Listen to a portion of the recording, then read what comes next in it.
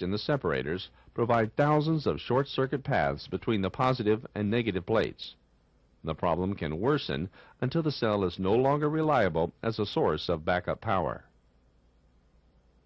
Sediment at the bottom of a cell indicates that the lead is flaking out of the grid, possibly because of the continuous discharging and recharging or excessive and violent gassing. Too much sediment buildup will eventually short out the plates of the cell. A visual inspection for changes in a cell, such as hydration, sulfation, plate growth, and other visible characteristics, can identify problems in the cell. A battery inspection also includes checking the external condition of each cell. For example, plate growth can push the terminal posts up and break the seals around the posts. Cells with broken post seals should be replaced. The terminal posts are also checked for corrosion, which can increase resistance, reduce battery output, and keep cells from fully charging. Corroded terminals may need to be tested and cleaned. Each cell is also inspected for electrolyte that may have overflowed out of the cell. This would indicate that excessive and violent gassing has taken place. The electrolyte should be wiped off to prevent the acid from damaging the jar. A cloth moistened with a solution of baking soda and water will do a good cleaning job as well as neutralize the acid. Cells that are cleaned with unauthorized cleaning solutions may exhibit crazing, which is cracks in the cell jar. Crazing results from the chemical reactions of certain cleaning solutions with the cell jar. Cells are also checked for accumulated dirt and dust. Dirt and dust can create a conductive path from a terminal to ground, or between positive and negative terminals, causing the battery to discharge. Dirt and dust can also be cleaned off with a cloth moistened with a solution of baking soda and water. Finally, the flame arrestor should be checked for a white substance on its surfaces. The substance clogs the normally porous arrestor and makes it ineffective. A clogged arrestor can be removed and washed with clean, warm water. The arrestor is allowed to air dry in a warm location and then reinstalled. If the white substance reappears after 24 hours, the flame arrestor will need to be replaced. All battery work, including inspections, must be accurately and thoroughly documented. This documentation can be used to identify possible problems that may only be noticed by tracking changes over a period of time. These records are a key to scheduling prompt corrective action that may avert major failures. A cell voltage test is one way to determine if each cell in a battery is being adequately and uniformly charged.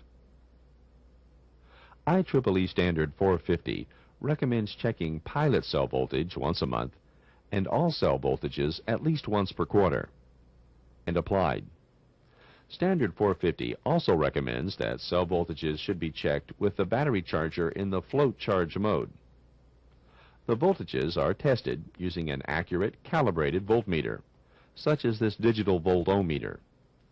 The volt-ohm-meter is set to the DC volt position. The meter used here automatically selects the appropriate voltage range. These cells are lead calcium, and on float charge should test at about 2.2 volts. The voltage is read to the hundredths of a volt and recorded. As usual, all required safety precautions should be observed. Since voltage testing involves contacting cell terminals, extra care should be taken to not short across terminals. The recorded cell voltages can be evaluated in several ways to identify possible problems. One way is to identify the highest and lowest cell voltages and determine the difference between them.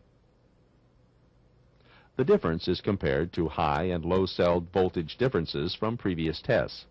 If there's a noticeable increase in the differences, an equalizing charge may be needed to raise the voltage of the weaker cells.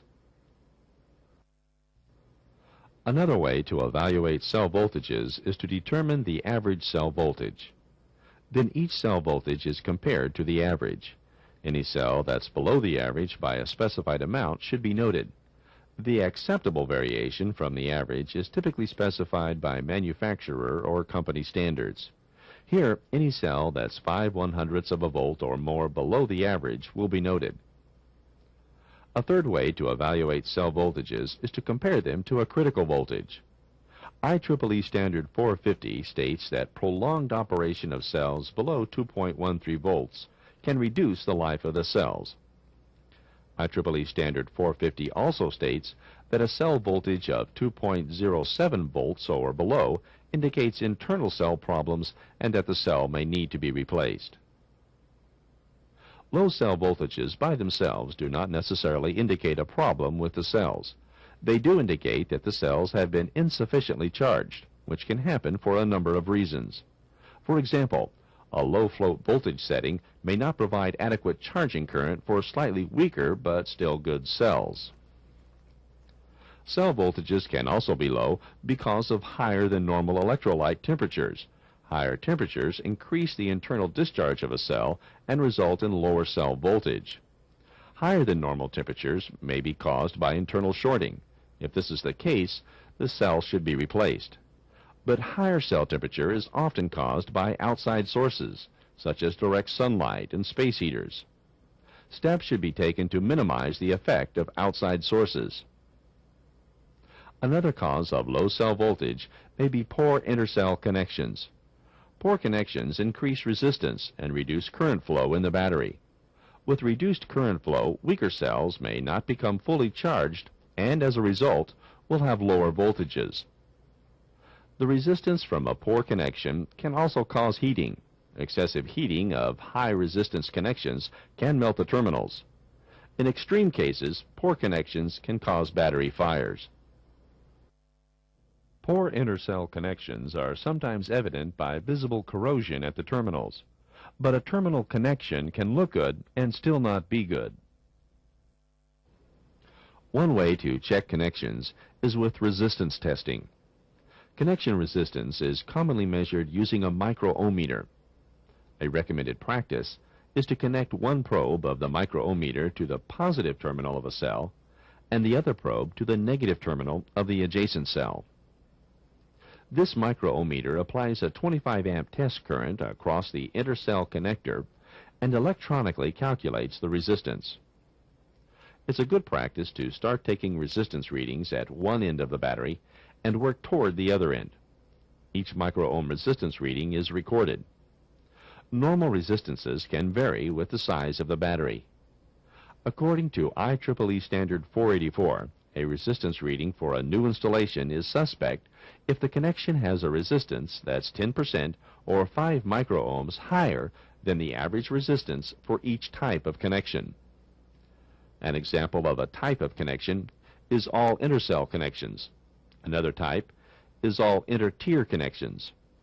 For existing batteries, a connection is suspect if its resistance is 20% higher than the average that was established when the battery was first installed and tested. Or a connection is suspect if its resistance exceeds a manufacturer or company recommended limit. Intercell connections with unacceptable resistance should be cleaned, tightened, and retested. If the resistance is still unacceptable, the cell might need to be disconnected from the battery so that the connections can be disassembled and given a more thorough cleaning. The term specific gravity for a battery cell refers to the density of the electrolyte in the cell in relation to the density of water. A cell's specific gravity is normally an indication of its state of charge. Specific gravity is measured using an instrument called a hydrometer syringe. When specific gravity is checked, all required safety equipment should be worn, and all required safe working practices should be followed to the letter.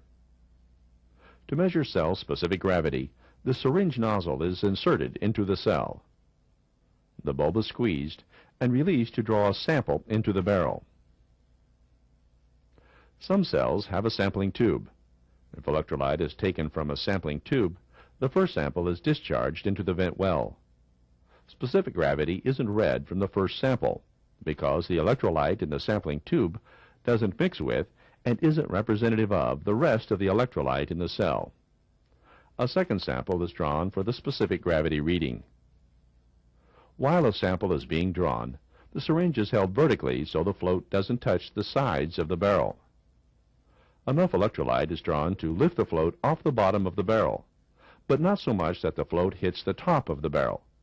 If the specific gravity is high, the float will ride high in the sample. If the specific gravity is low, the float will sink lower into the electrolyte. Once the float steadies, the specific gravity is read off the scale at the surface of the electrolyte. The specific gravity reading here is 1.222. This is not necessarily the value that's recorded. Specific gravity is affected by temperature, so the reading may need to be corrected for the temperature of the electrolyte.